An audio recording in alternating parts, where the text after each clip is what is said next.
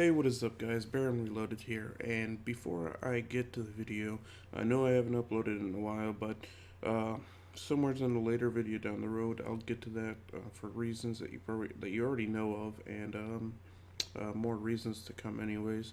But anyways, this video is going to be about the new game that was released Friday called This War of Mine. I've been playing it pretty much for a week straight. I've beaten it once, it took me 43 days, and right now, you'll be seeing another playthrough where I'm at, I think, day 24. I don't have it up right now, but it's just going to be about pretty much the game itself and pretty much the easiest way to beat it, I guess, in my opinion. So, going through the characters, you get a random set of 3, 2, or 4, I think, every time you play. And so, I think the best character set list that you can have would either be out of the characters. Well, like the best characters you could have. It doesn't mean that you're gonna get them like all in a set.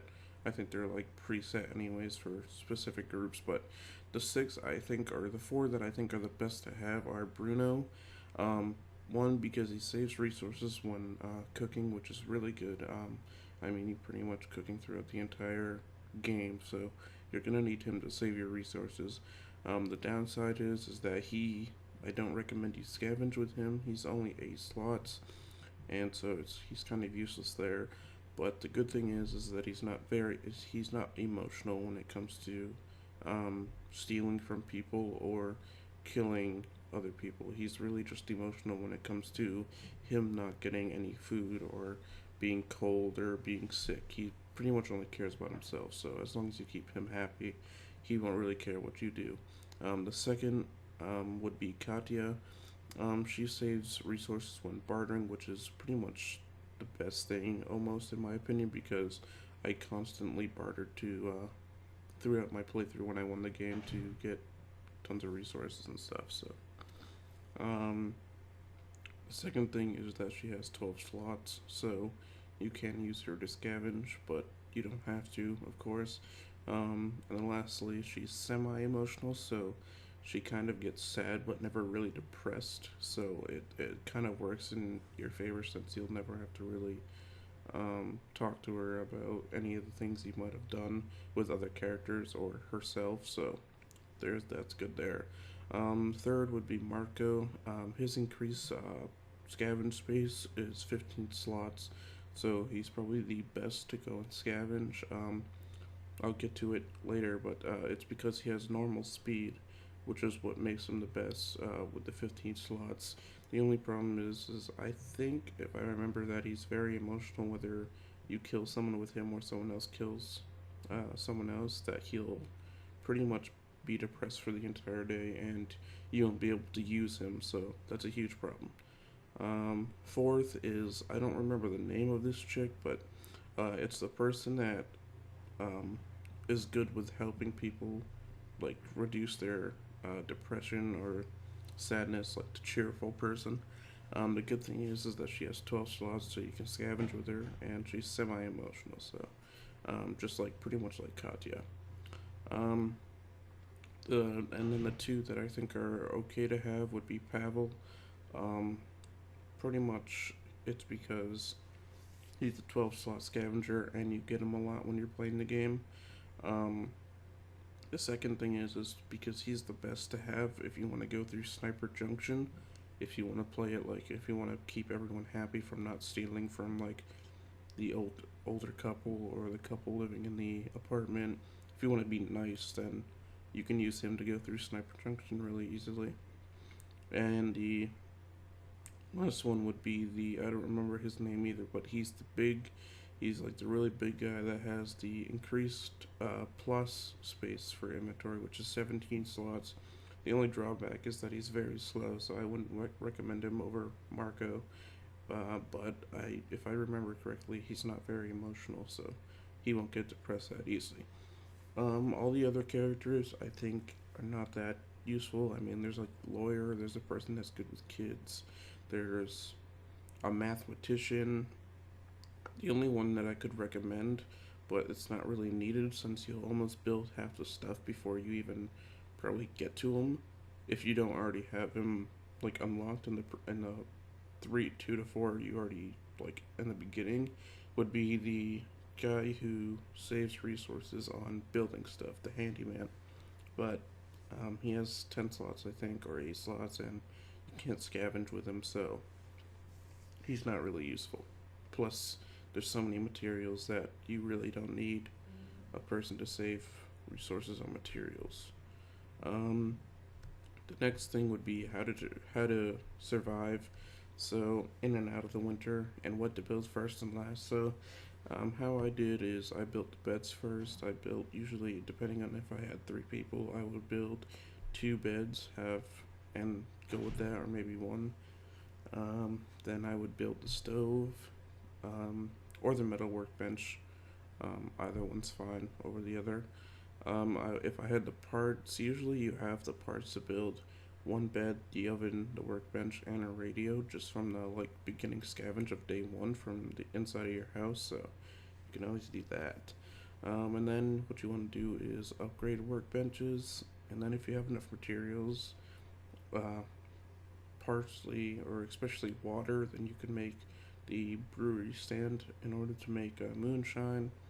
Then you want to upgrade workbenches again, get distiller in order to make pure alcohol, and then if needed or applicable, in the winter you're gonna want to get the water collector or furnace.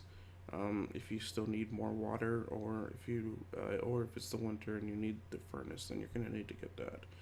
Um, the garden stuff, guitar, rack cage, those aren't needed at all, and I wouldn't bother making them ever.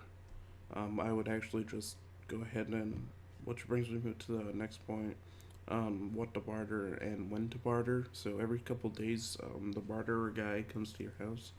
Um, as as I said before, use Katya if you have the character in your party. And then what to barter would be the cocoa beans, the med tablets, the gunpowder, bullet casings, herbs, pretty much any herbs, diamonds, pure alcohol, moonshine, um, and then med ingredients, pretty much anything that's not like. And then even if you have an abundance of electrical parts, those are actually really good to trade too. And then if you don't plan on making moonshine or pure alcohol later, go ahead and sell the abundance of sugar that you get. What's next?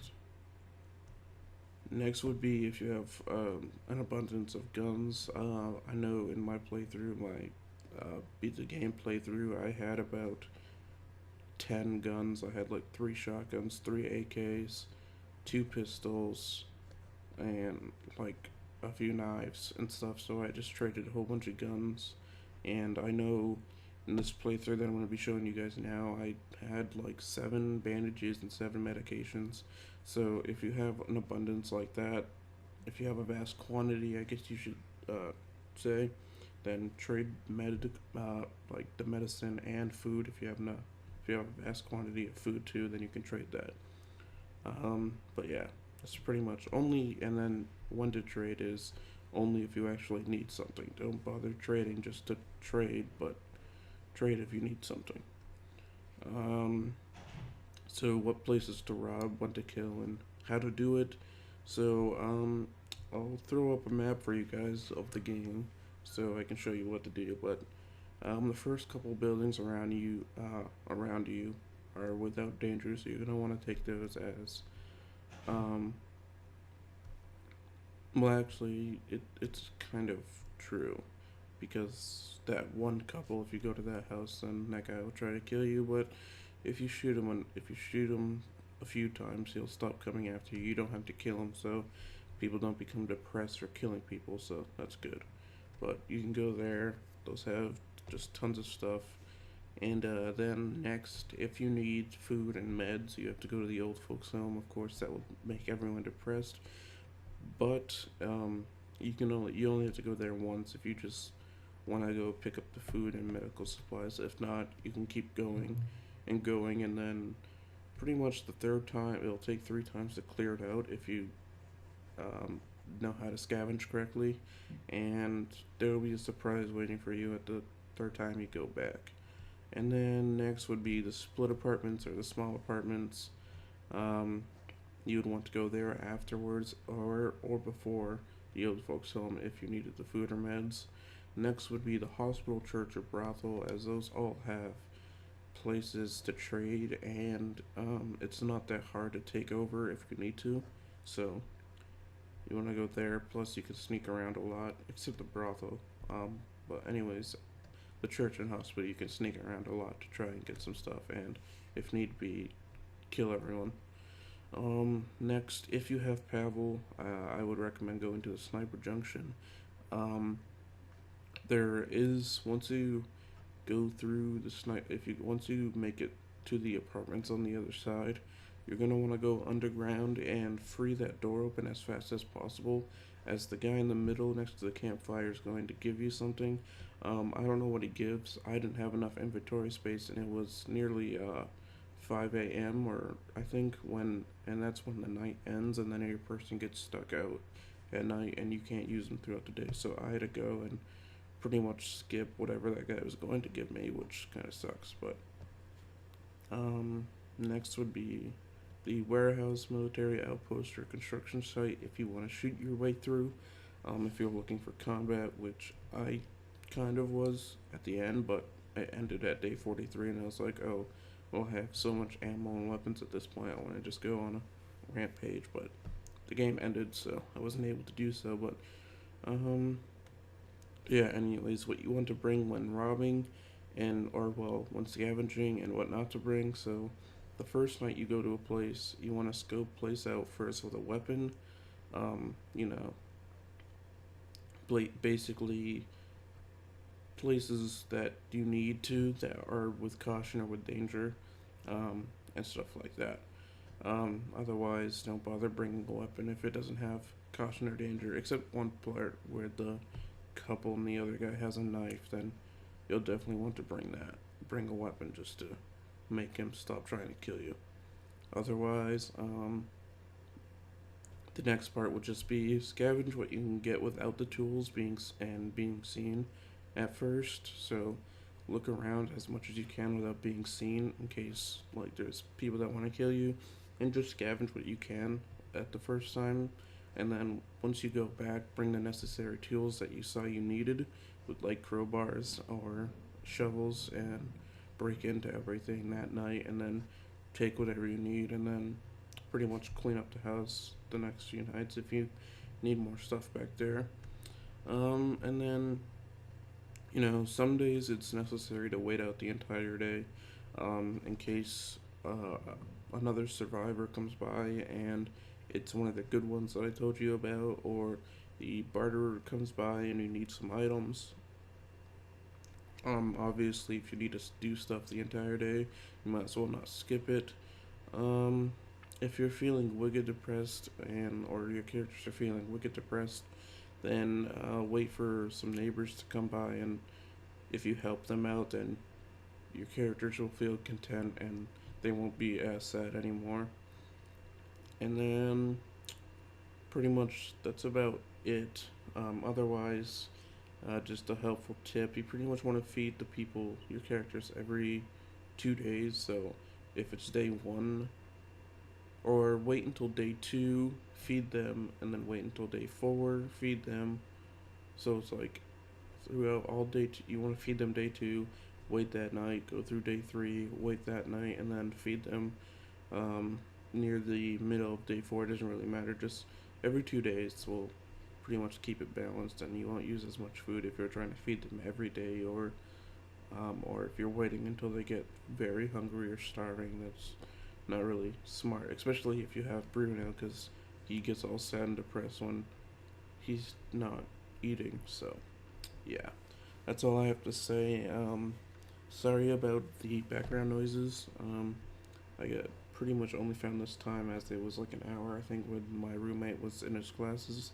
And I tried turning everything off. I recorded this with my laptop, so you didn't hear my computer fans, nor did you hear my actual room fan in the corner of my room, because for whatever reason these buildings are kept at 75 degrees, which is way too hot for me. And the only thing you probably could hear, which I actually checked if you could hear, which you probably do, is the heater, which is wicked loud, and there's just the vent on the top of my room that's just blowing out hot air constantly, and that's probably what you heard. But hopefully, when I get back home, go in my room where there's absolutely no fans, um, no heating, vents like that, and pretty much no sounds at all. Um, Hopefully, I can record with this laptop and my Blue Yeti won't pick up any background noises, and then I won't actually have to worry about it being broken or something like that. I have to get some stuff for it anyways. Like I'm gonna get like I forgot what they're called, but it's like an attachment that blocks sound. I totally drawing a blank. Goes in the front of it. You guys know what I'm talking. And then I'm gonna get like a cover over it, like how they like a foam cover over it, just to block more sound. And that's about $30, I guess. But yeah, that's what I'll do. That. Hopefully it works. Cause my headset microphone, I'm pretty sure is broken. My um, Razer Black Sharks, I think, are broken, which kind of sucks. Or at least the mic piece is broken. So yeah, I have to use the Blue Yeti from now on. But anyways, guys, that's enough of my rambling. I will explain some other stuff in more videos. I have CS coming. I have Call of Duty on the Xbox One. I hopefully have Far Cry 4. And I don't know. I think Call of Duty, CS:GO, Far Cry 4, and that's about it for now. I know there's other games, but for right now, that's about it. I guess I'll see you guys next time. Peace.